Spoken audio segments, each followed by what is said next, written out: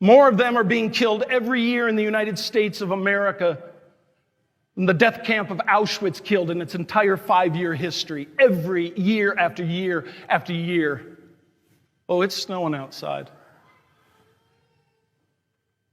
And on top of that, we've just recently elected a Catholic president, and he is Catholic, he's baptized, he is a member of the family.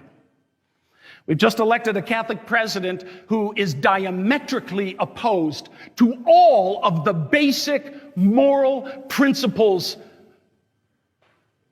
that are proclaimed by the Roman Catholic Church.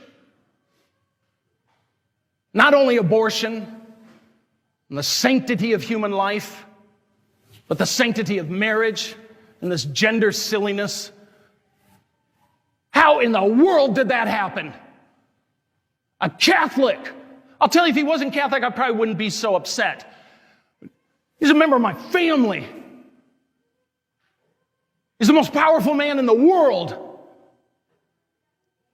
And he is absolutely opposed to the basic understandings that God is the author of life. How in the world did this happen? You want an answer? I'll tell you the answer. Because our bishops have been silent for 60 years through bad catechesis and cowardice. They have barely said a thing. A few papers here and there. They speak of, there's things they could do. You say, well, why don't you do something? I'm just a little diocesan priest. I'm a grunt. They're the apostles. They have the voice. I just work for them at their privilege. They can get rid of me tomorrow. How have they allowed this to happen? What is it that they really believe? How poorly have they educated you? Good Lord. Can you imagine if in 2012, Mitt Romney, who was running for president, Mitt Romney, who is a Mormon, a member of the LDS Church, when he was running against President Barack Obama, if he were a cigar-smoking, whiskey-drinking, coffee-drinking Mormon, can you imagine if he had won the presidency? The Mormon Church would have gone apoplectic. This is not a representation of us. They just would have said, oh, no. No, don't look at him. He does not represent what we believe. Probably would have excommunicated him. But what do our bishops do?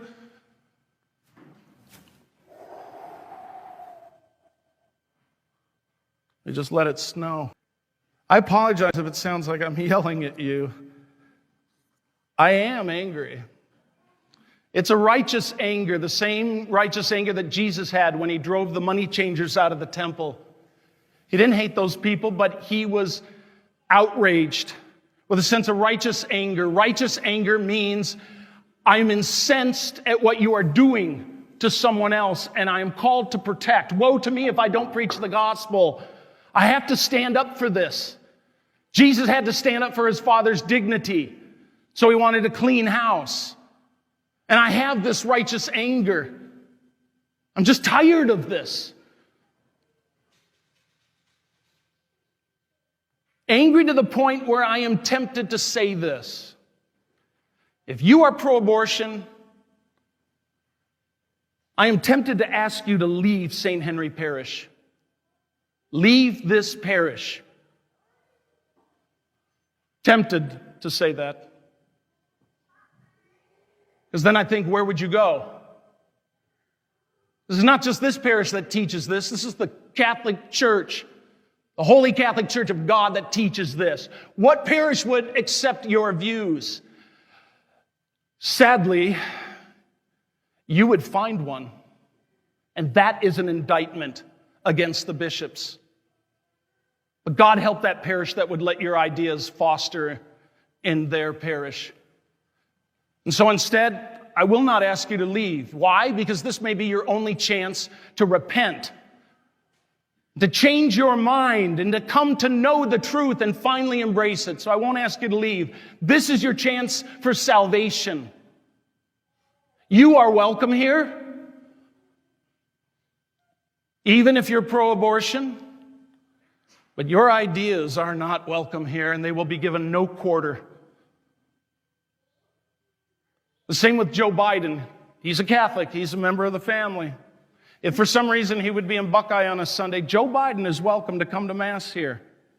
His ideas are not welcome here. And if you ask me a follow-up question, would you give him communion? No. Over my dead body. Not until he repents. He's a public figure. He needs to publicly repent. And we need to pray for his conversion. He is a member of the family.